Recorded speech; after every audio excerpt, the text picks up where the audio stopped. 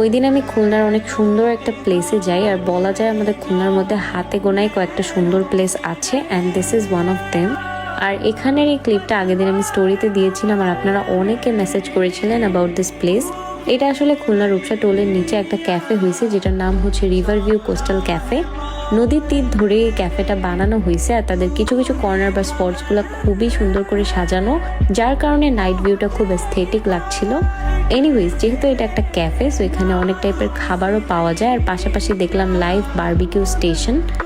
So এরকম ঠান্ডা ওয়েদারে আমার কাছে অন্যান্য আইটেম নেওয়ার থেকে মনে হলো বারবিকিউ বা কাবাব আইটেম টাইপের নেওয়াটা ওয়াইজ ডিসিশন হবে, তাই আমি তাদের এই দুইটা আইটেম অর্ডার করে দিই উইথ নান, আর সাথে কফি নিয়ে খাচ্ছিলাম আর তাদের ক্যাফের সৌন্দর্যটা উপভোগ করছিলাম। আর বেসিক্যালি ওই দিন আমার এখানে ইনভিটেশন ছিল তাদের 2 ইয়ার্স অ্যানিভার্সারি উপলক্ষে, আর ফর অ্যানিভার্সারি তারা এখানে গান এবং নাচের ফেস্টও আয়োজন করেছিল। বাট আমি আসলে ওখানে না যেয়ে ক্যাফেটাই ঘুরে ঘুরে দেখছিলাম, কারণ আমার ওই ক্যাওস থেকে তাদের ক্যাফের এই নদীর ধারে সাইডে বসে সৌন্দর্যটা উপভোগ করতে বেশি ভালো লাগছিল। আর এখানে কিন্তু কিছু সুন্দর কটেজ বানানো আছে, যেটা আপনি মাত্র 250 টাকা দিয়ে বুক করতে পারবেন। আনফর্চুনেটলি ওই দিন আমি কটেজ ভিউটা নিতে পারিনি, কারণ সব কয়টা কটেজ গেস্ট দিয়ে বুক ছিল।